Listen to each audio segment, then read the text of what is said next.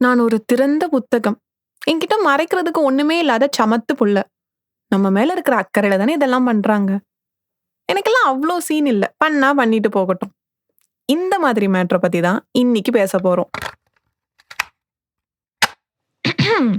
அதாகப்பட்டது நான் சொல்ல வர்றது என்னான்னா,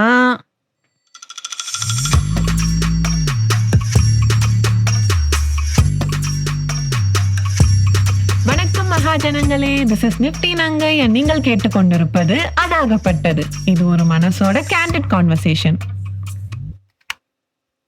அந்தரங்கம். இத பத்தி தான் இன்னைக்கு நான் அலசி ஆராய போறேன். என்னாது அப்படின்னு உங்களுக்கு புருவம் நெத்திய தொடுற ரியாக்ஷன் வந்துச்சுன்னா, அப்ப கண்டிப்பா இத பத்தி நம்ம இன்னைக்கு தெளிவா பேசியே ஆகணும். அந்தரங்கம்னா குடும்ப மலரோட கடைசி பக்கத்துல கப்பிள்ஸ்குள்ள நடக்கிற பிரச்சனைய பத்தி மட்டும் பேசுறது தான் இல்லங்க. பிரைவசி பிரைவசின்னு இங்கிலீஷ்ல ஒரு வார்த்தை இருக்குல்ல, அதோட தமிழ் கவுண்டர் பார்ட் தான் அந்தரங்கம். இந்த வார்த்தைக்கு நம்ம இவ்ளோ குறுகிய அர்த்தத்தை கொடுக்கிறோம்னா, அதுல இருந்தே தெரிஞ்சிருக்கும் நம்ம வாழ்க்கையில இந்த விஷயத்துக்கு நம்ம எவ்வளவு குட்டி இம்பார்ட்டன்ஸ் கொடுக்கிறோம்னு. இந்தியாவோட கல்ச்சர் இல்ல ஒட்டுமொத்த ஏசியாவோட கல்ச்சருக்கும் பிரைவசிக்கும் டிஸ்டன்ஸ் கொஞ்சம் அதிகம் தான். நம்மளோட கூட்டு குடும்ப மாடல்ல இருந்து பேரண்டிங் ஸ்டைல் வரைக்கும் இதுக்கு பல ரீசன்ஸ் இருக்கு.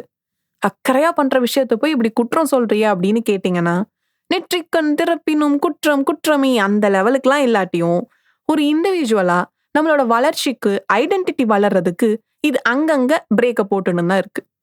தன்மை இழவேல் அப்படின்னு நம்ம பாரதியார் சொல்லியிருக்காரு. ஆனா தன்மைன்னு ஒரு விஷயமே நம்மளுக்கு முதல்ல ஃபார்ம் ஆகலனா என்னங்க பண்றது? பிரைவசி குடுக்கணும்னு சொல்லிட்டு புள்ள கெட்டு போயிட்டா என்ன பண்றது? ஏதாச்சும் தப்பு செஞ்சா எப்படி தெரியும்? அப்படின்னு கேட்டா, இங்க நம்ம தெளிவா ஒரு விஷயத்த புரிஞ்சுக்கணும். தப்பு செய்யற அளவுக்கு ஒரு விஷயத்த மறைக்கிறோம்னா அது secrecy. And there's a very huge difference between privacy and secrecy. Secrecy அப்படிங்கிறது பயம் இல்லைன்னா அவமானம் எமோஷன்ஸை பேக்ரவுண்ட்ல வச்சுட்டு தான் இருக்கும். இது எந்த வகையான உறவுக்கும் சரி, ஒரு தனி மனிதருக்கும் சரி ஹெல்த்தியானது இல்ல. ஆனா பிரைவசிங்கிறது ஒரு மனுஷனா நமக்கு சில சிந்தனைகள், சில டெசிஷன்ஸ் எடுக்கிற மொமெண்ட்ஸ்ல இதுலலாம் மத்தவங்க சும்மா சும்மா சும்மா மூக்க நுழைச்சிட்டே இல்லாம நம்ம பர்சனல் growthக்கு ஹெல்ப் பண்ற ஒரு விஷயம். சொல்லப்போனா நம்ம பிரைவசி கொடுக்கிற இடத்துல தான் நம்பிக்கை, அதானே வாழ்க்கைங்கிற ட்ரஸ்ட் வரும். அந்த நம்பிக்கை தான் நாள பின்ன ஒரு தப்பே பண்ணா கூட அதை மறைச்சு அப்படியே சீக்கிரசிக்குள்ள போகாம அந்த ட்ரஸ்ட் கொடுக்கிற நபர்கள் இருக்காங்கல்ல, அவங்க கிட்ட போய் அதை சொல்லி சொல்யூஷன் தேடுறதுக்கு நம்மள தூண்டும். இதை நீங்க பேரண்ட்ஸ் பசங்க, பார்ட்னர்ஸ், ஃப்ரெண்ட்ஸ்ன்னு எங்க வேணாலும் போட்டு பாருங்களேன். அடட ஆமா இல்ல அப்படிங்கிற பல்பு உங்களுக்கே எரியும். நம்ம பிறக்கும் போதே நம்ம கூடவே சேர்ந்து பிரைவசி அப்படிங்கிற உரிமையும் நம்மளுக்கு பிறந்துருது. பிரைவசினா என்னன்னே தெரியாத குவா குவா குழந்தைக்கு கூட அந்த ரைட்ஸ் இருக்கு. இத பத்தி பேசும்போது இப்ப அதிகமா நடந்துட்டு இருக்க ஒரு ஃபெனாமினா பத்தி பேசியே ஆகணும். அதுதான் ஷேரண்டிங். என்ன புதுசு புதுசா வார்த்தைகளை இறக்குற அப்படின்னு நினைக்கிறீங்களா? ஒண்ணும் இல்ல. ஒரு குழந்தை பிறந்த நிமிஷத்துல இருந்து போட்டோஸ், வீடியோஸ், ஷார்ட்ஸ், லைவ்னு அது பண்ற எல்லா விஷயத்தையும் சோஷியல் மீடியால போடுறாங்க பாத்தீங்களா? அதுதான் ஷேரண்டிங். சந்தோஷமும் அச்சச்சோ கியூட்டா இருக்கே அப்படிங்கறத பொங்கி வழியிற அந்த வீடியோ பார்த்து சந்தோஷப்படுற கூட்டத்துல நானும் ஒருத்தி தான், ஒத்துக்கிறேன். ஆனா அந்த இடத்துல இந்த குழந்தையோட கன்சென்ட்டோட தான் இதெல்லாம் நடக்குதா அப்படிங்கிற கேள்வி நம்மளுக்கு என்னைக்காச்சும் வந்திருக்கா? யோசிச்சு பார்த்தோம்னா, சிலருக்கு ஸ்பாட்லைட்ல இருக்கிறது பிடிக்கும். சிலருக்கு தான் உண்டு, தான் வேலை உண்டு, இருக்கிற இடம் தெரியாம இருந்துட்டு போயிடணும்னு சொல்லிட்டு வெளிச்சம் அதிகம் விழாத இடத்துல நின்னு நிம்மதியா இருக்க பிடிக்கும். இதுல நான் எந்த ரகம் அப்படின்னு ஒரு குழந்தை வளரும்போது தான் உணரும். அதுக்கு முன்னாடியே ஷேரண்டிங் மூலியமா அதோட அந்தரங்கத்தை இப்படி படம் போட்டு காமிச்சிட்டா எப்படிங்க? அது மட்டும் இல்லாம ஒரு குழந்தைக்கு எது பிடிக்கும், எது பிடிக்காது, எது கொடுத்தா சாப்பிடும், எப்படி ரியாக்ட் பண்ணும், யார் கூப்பிட்டா வரும்னு ஏகப்பட்ட முக்கியமான இன்ஃபர்மேஷன் எல்லாத்தையும் கோடிக்கணக்கான மக்கள் கையில தேவையில்லாத இடத்துல போய் கொடுக்கறது சேஃப்னு நினைக்கிறீங்களா? அசாம் போலீஸ்ல இருந்து சவுத் கொரியா அரசாங்கம் வரைக்கும் இத பத்தி சில்ட்ரன் ப்ரொடெக்ஷன் அண்ட் பிரைவசிக்காக பல ஸ்டெப்ஸ், வார்னிங்ஸ், லாஸ்ல கொண்டு வந்துட்டு இருக்காங்க இப்போ.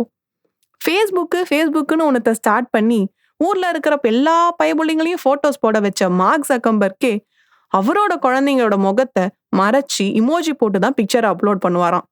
ஏன்னா சோஷியல் மீடியா அப்படிங்கிறது எவ்வளவுக்கு எவ்வளவு நம்மளுக்கு என்டர்டைன்மெண்ட் அண்ட் எஜுகேஷன் தருதோ, அதே நேரத்துல குற்றவாளிகள் யாரும் இனி ஹார்ட் ஒர்க்கே பண்ண தேவையில்ல, கால் மேல காலை போட்டு வேலை செய்யலாங்கிற அளவுக்கு எல்லா விஷயத்தையும் அவங்க கையில போய் புட்டு புட்டு வச்சிருது. ஸோ உங்க குழந்தைங்களுக்கு தேவையான அளவு பிரைவசி கொடுங்க. பிரைவசினா என்ன, பவுண்டரிஸ் வச்சுக்கிறது இஸ் ஓகே அப்படின்லாம் சொல்லி கொடுங்க. பிகாஸ் எல்லா விஷயத்தையும் அப்படியே பருந்து மாதிரி கண்காணிச்சுட்டே இருக்கிறத நம்ம வீட்ல நார்மலைஸ் பண்றதால தான் அது நாட்டிலையும் நார்மலைஸ் ஆகுது. ஒரு நாள் ஷூ வாங்கலாம் அப்படின்னு சும்மா பார்த்திருப்போம். இல்லனா பேசியிருப்போம். திடீர்னு மொபைல்ல எங்கிட்டு பார்த்தாலும் ஷூ விளம்பரமா வந்து அந்த ஷூ நம்மளையே ஃபாலோ பண்ணிட்டு வரும். இதுக்கு பேர் தான் டார்கெட்டிங். நமக்கு தேவையானத புரிஞ்சுகிட்டு பர்சனலைஸ்டா சர்வீஸ் பண்றத தப்புன்னு சொல்றியா? அப்படின்னு கேக்குறீங்களா? இந்த சினாரியோவை யோசிச்சு பாருங்களேன். நான் ஹெல்த் ரிலேட்டடா ஏதோ பார்க்குறேன். உடனே அது சம்பந்தமா இருக்கிற காஸ்ட்லி தெரபிஸ், ட்ரீட்மெண்ட்ஸ்ன்னு எல்லாம் காமிச்சிட்டே இருந்தா, ஒரு கட்டத்துல கழுதை என்னதான் இருக்குன்னு பார்ப்போம்னு உள்ள போயிட்டு, அப்புறமா அத பத்தி பார்த்துட்டு, கிளிக் பண்ணிட்டு, பே பண்ணிட்டு வந்து நிப்போம். அலெக்சா, சிரி போன்ற நம்மளோட தோழிகள் இருக்காங்கல்ல, அவங்க இந்த வேவு பார்க்குற வேலைய ரொம்ப அழகா பார்ப்பாங்க. நம்ம பிரெயின் ஸ்கேன் பண்ணும்போது கூட, மூளையோட கனெக்ட் ஆகுற மாதிரி ஏதாச்சும் டிவைஸ் யூஸ் பண்ணும்போது, இப்பலாம் ஆர்டிஃபிஷியல் இன்டெலிஜென்ஸ்ன்னு சொல்லப்படுற அந்த செயற்கை நுண்ணறிவை வச்சு, நம்ம ஆழ்மனசு சிந்தனைகளை கூட அசால்ட்டா தூக்கிடுறாங்க. அப்படின்னு யுனெஸ்கோ எல்லாரையும் இப்ப வார்னிங் கொடுத்துட்டு வருது. பிரைவேட்ஸ், அந்த கார்ப்பரேட்ஸ் இவங்களா தான் இதை பண்றாங்க அப்படின்னு பார்த்தா, இன்னொரு பக்கம் பல அரசாங்கங்கள் பல இடத்துல இந்த மாதிரி வேலையை பார்த்துட்டு தான் வருது. ஃபேஸ் ரெகக்னிஷன்ல இருந்து கால் ட்ராக்கிங் வரைக்கும் எல்லாத்துலயும் இன்வேஷன் ஆஃப் பிரைவசி அப்படிங்கிறது ஒளிஞ்சிட்டு தான் இருக்கு. இப்போ உனக்கு பிரைவசி வேணுமா இல்ல ப்ரொடெக்ஷன் வேணுமா அப்படின்னு கேக்குறீங்களா? எனக்கு ரெண்டுமே வேணும். அளவா கூழு குடிச்சா கூழுக்கும் மீசைக்கும் சேர்த்து ஆசைப்படலாங்க. அதே மாதிரி சூப்பர்விஷன்லயும் அந்த லிமிட், அந்த அளவு தெரிஞ்சு கவர்மெண்ட்ஸ் இருக்கணும். அளவுக்கு மிஞ்சினா அமிர்தமும் நஞ்சு தானே. இன்ச்சு இன்ச்சா நம்மள ஒரு அரசாங்கம் சூப்பர்வைஸ் பண்ணும்போது ஃப்ரீடம் ஆஃப் ஸ்பீச் அப்படின்னு சொல்லப்படுற பேச்சுரிமையும் சரி, டிசென்ட், அதாவது இந்த சட்டம் சரியில்லையே, இந்த லா சரியில்லையே, இல்ல இது மாத்தலாமே அப்படின்னு ஒரு சிட்டிசன் உரிமையா எதிர்த்து கேள்வி கேட்கிற தைரியம் குறைஞ்சு போயிடும். 2017, அதாவது 2017 அடிச்சாண்டா சுப்ரீம் கோர்ட் ஆர்டர் அப்படிங்கிற மாதிரி நமக்கு பிரைவசிய ஒரு ஃபண்டமெண்டல் ரைட், அடிப்படை உரிமையா கொடுத்த அப்புறம் கூட இதை தைரியமா கேட்டு வாங்கவும், ரெஸ்பெக்ட்ஃபுல்லா மத்தவங்களுக்கு கொடுக்கவும் இன்னும் நம்ம ஆளுங்களுக்கு மனசு வர மாட்டுது. எனக்கு கொஞ்சம் ஸ்பேஸ் தேவை, நானா வந்து அப்புறம் பேசுறேனே. உங்க கன்சர்ன் எனக்கு புரியுது, தேங்க்ஸ், பட் நான் இன்னும் ரெடி ஆகல. ரெடி ஆன உடனே ஃபுல்லா வந்து என்ன நடந்துச்சுன்னு ஷேர் பண்றேன். இது எல்லாத்தையும் தயக்கமே இல்லாம எந்த இடத்துல, எந்த உறவுகள் கிட்ட உங்களால சொல்ல முடியுதோ அந்த உறவு தான் 100% மார்க் வாங்கின ஹெல்த்தியான உறவுன்னு நான் சொல்லுவேன். ஏன்னா அங்க புரிதலும், நம்பிக்கையும், மரியாதையும் இருக்கு. அப்படியே லெட்ஸ் என்டர் இன்டு நீ புடுங்குற ஆணி பூராவுமே தேவையில்லாத ஆணிதான் அப்படிங்கிற செக்மெண்ட். அப்புறம் தம்பி, எப்போ கல்யாணம்? கல்யாணம் ஆகி இவ்வளோ நாள் ஆச்சு, எப்போ நல்ல செய்தி சொல்ல போறீங்க?